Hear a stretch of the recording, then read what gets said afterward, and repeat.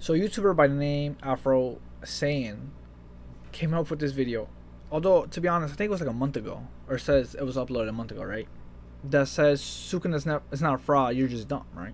And so I watched the video, and he says it himself, you know, it's like Sukuna and Gojo are basically supposed to be like pretty equal, right? It's not like, I mean, obviously, then I saw when it was over, the video was over, and it's like one of those recommended. He made another video of when Gojo lost, for now, of course, where he says that Sukuna destroys Gojo and that he proves that he's the fraud. I'm like, now, have I watched the new video or the other video? No, because, well, I'm making this video first, right?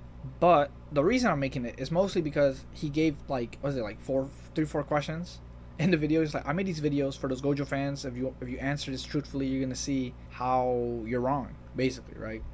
Okay. First off, let's start with I wouldn't say Sukuna's a fraud necessarily. What I say that but what I would say is that he needed the 10 shadows to beat him, right? Or Sukuna needed the 10 shadows to beat Gojo, right? Without the 10 shadows, he's not beating Gojo, right? Now people say, and he says in his video as well, it's like, oh, if he didn't have it, he would have lost it. Oh, but he would have fought differently, right?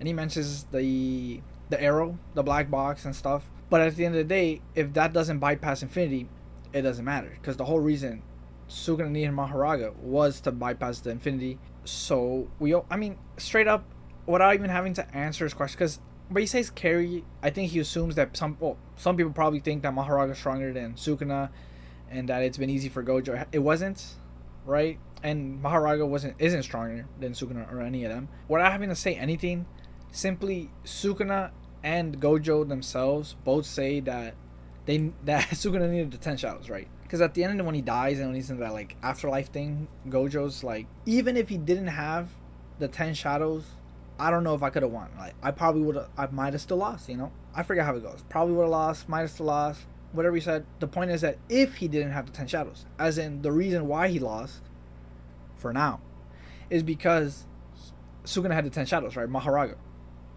And then even Sukuna himself says, because here's the thing, here's the level of impossible we're working at, right? Kusakabe and everyone else watching them do the barrelless domain, changing the conditions are like, whoa, this stuff they're doing is impossible, right? Then Sukuna himself's like, me being able to expand my technique to cut everything and go through the infinity would have been impossible. So if they're at a level of impossible for the average sorcerer, and then they go ahead and say it would have been impossible to figure out on his own, that means he obviously, because he says he uses the model that Mahoraga gave him to bypass the infinity with his slashes, right? So therefore he needed Mahoraga in order to come up with a way to get past the infinity, because if he doesn't get through the infinity, he's not winning, right? Because yes, he mentions, Afro Saiyan mentions that he tanks all of Gojo's attacks, right? That he tanks his attacks, but at the end of the day, it didn't matter, because in every single phase of the fight, Gojo came on top in terms of physical prowess, right? And the thing about him holding back, like Sukuna holding back, I find it very hard to believe that he is holding back physically, right? As if he was not trying to hit hard, fast, move, whatever. No. What they mean by hold back, because you gotta remember, this is Jujutsu sorcery, which goes back, which is gonna tie into why Mahoraga carried and why he needed him, is because, like he mentioned, the black box and other techniques that he didn't have, like the continuation of the reincarnation, yeah, to get his full body back, his original body back, is a technique. It's something he was holding back against Gojo, right? And basically it was a full regen. But the point I'm trying to make is that, yes, he was holding back, but not physically. He was holding back as in techniques.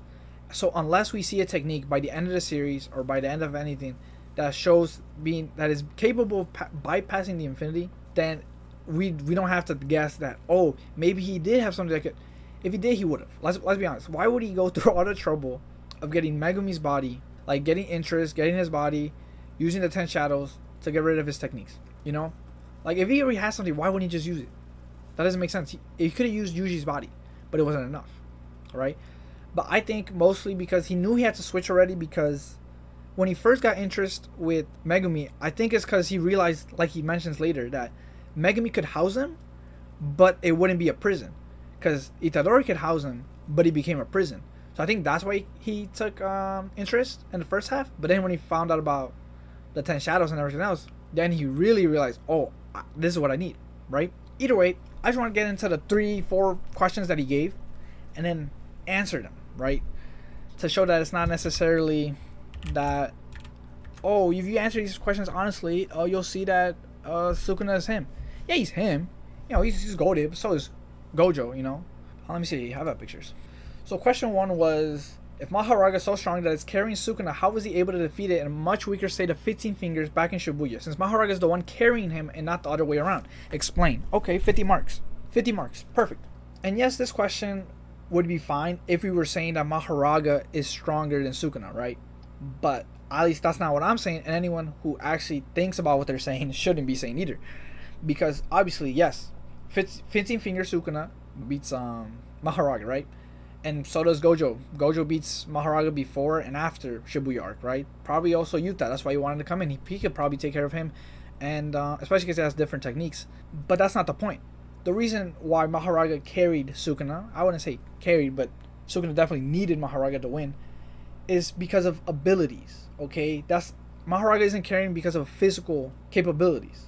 It's because of hacks, right?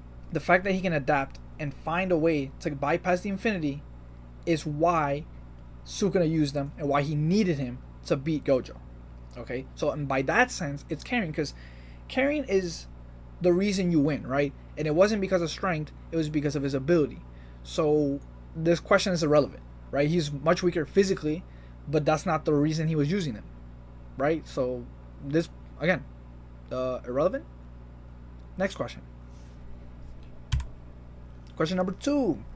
How has Sukuna been able to tank and survive all of Gojo's attacks without dying? How is he matching his skill level? Going head to head in a domain clash, matching his ability to learn techniques on the spot, and also stay one step ahead of him every single time. Well, that's just because that's how he's written. You know, strongest of all time. That's like, I can't really say it's because, I don't know, that's how Gege wrote him, right? He's, well, as for not dying to the attacks, that's because he has so much curse energy. So that's also why he's surviving most of them. I mean, he got the red to the face, and even with the domain amplification, Sukuna couldn't completely nullify it. And then he's like, damn, see, I could take it, but it didn't blow up, right? So it wasn't even to full force. But I probably would have done more damage. Either way. So yeah, it's because of his immense amount of curse energy. Just because, you know, that he has that much. You know, can't really do much about that. How's he matching his skill level? That's how Gege wrote him. I mean, I don't see what this has to do with Sukuna needing Mahoraga's ability to win. Okay, going head to head in a domain clash, that did happen. Matching his ability to learn techniques on the spot, this is true.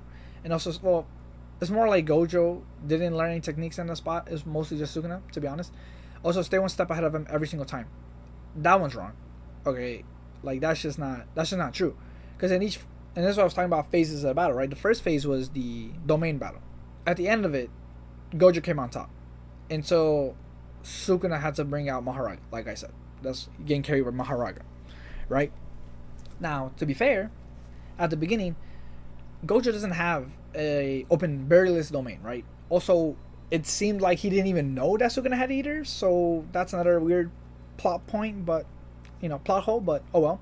Right, then he changed the conditions and then broke it anyway.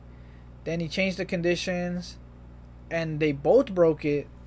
Then he changed, and then he did it again, and then by the 5th time he finally hit him with the infinite void.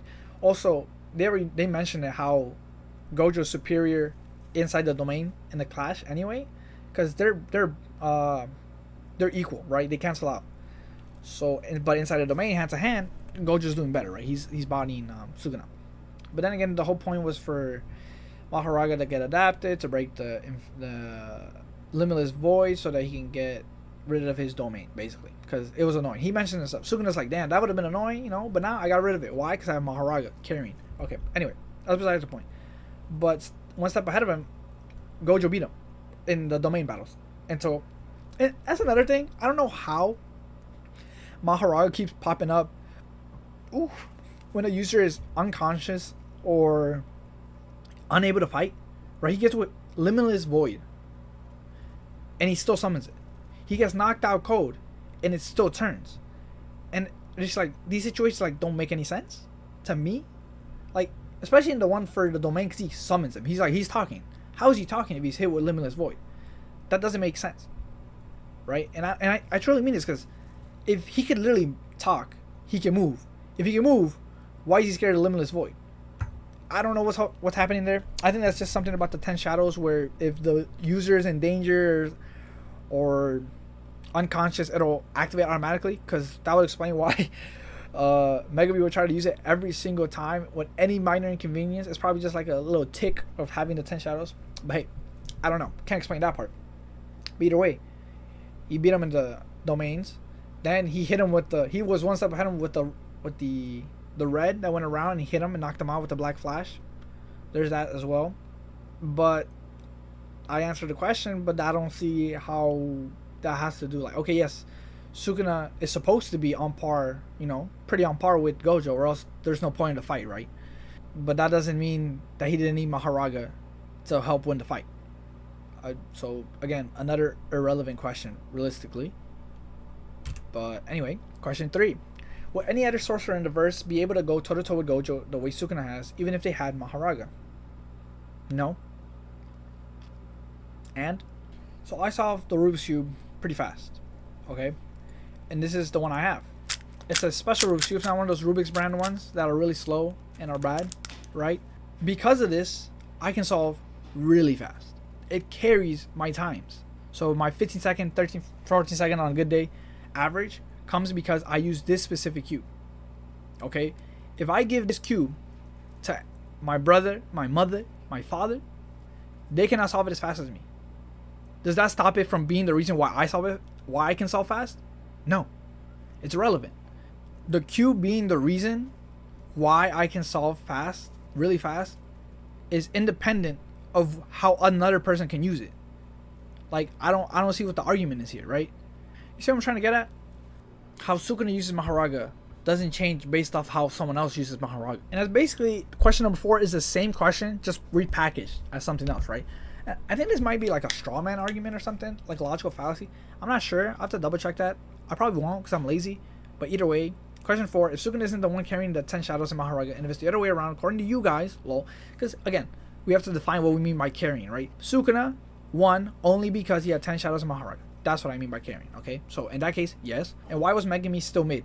Because Megami was mid. What does that have to do with anything? We're not saying Sukuna was carried because 10 shadows in Mahoraga was so powerful, right? Even as a technique. Because you take a technique like, right, Boogie Woogie from Toto. It's not very powerful, but the technique is very useful and it can help in a battle, right? So when Sukuna uses it, it's what he needed to win the battle.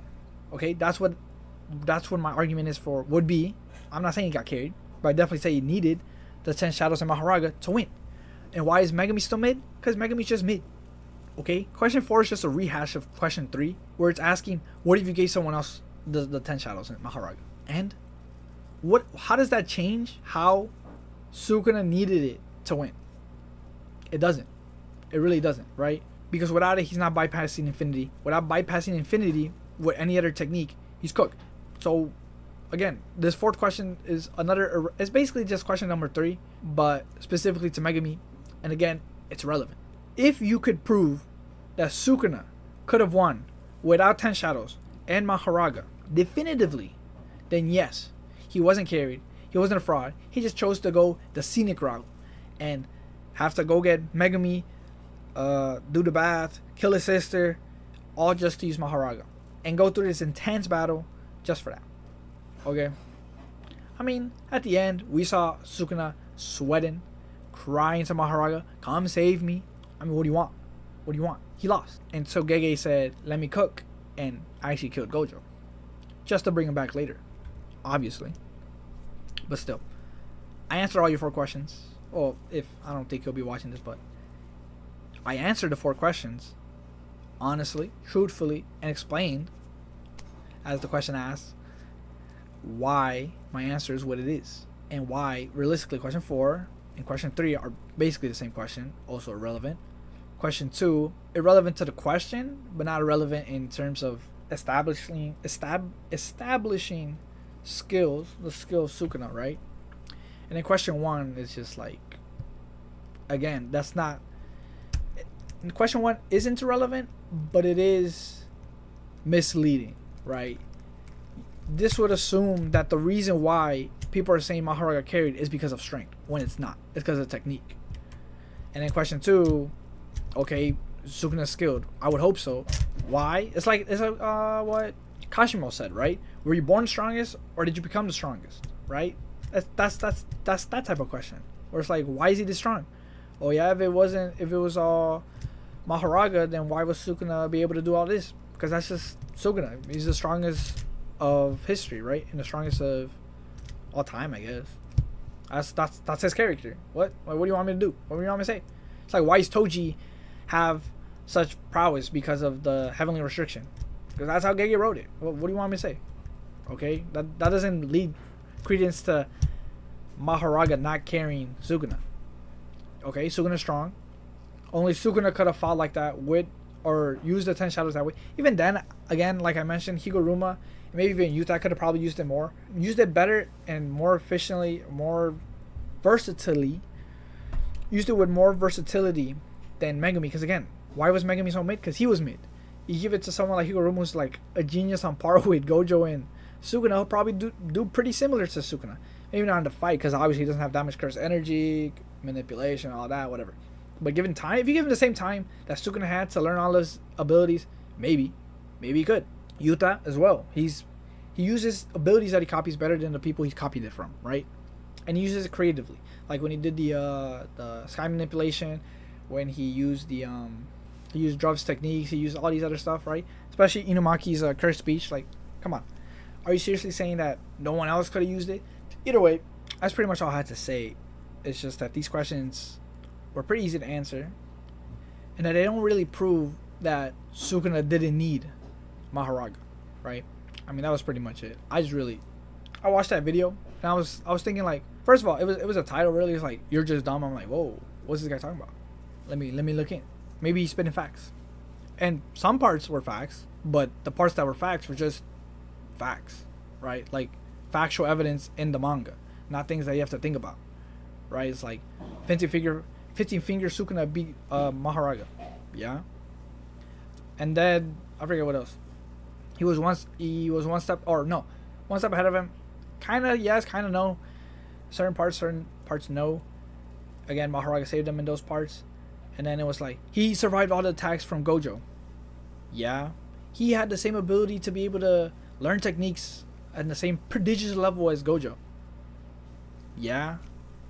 Okay, you're spitting facts. But facts that don't disprove that Sukuna needed Mahoraga to beat Gojo. Okay? Without Mahoraga, he's not getting past infinity. And he loses. Unless otherwise proven with any other technique that he has from his black box and stuff that would bypass infinity. But until then, and that's if Gojo is actually dead, then we can say, yes, Sukuna wasn't a fraud. But then, again, like I mentioned in the other video, that doesn't make Gojo a fraud either, right? He still got him nervous, got Sukuna nervous, sweating, had to use Mahoraga, screaming, looking like a little baby. Mahoraga, save me. But still, I digress. That's it. That was it. That was actually it. Okay, thank you for watching. If you agree, like it. If you're a Gojo fan, like it. If you're a Sukuna fan, dislike it. Do it. I dare you. And if you want to keep watching videos like this, again, on JGK, subscribe, hit the bell, so that you can be notified when I upload again. But that's it. I will see you tomorrow for that new chapter release, or new chapter spoilers. And until then,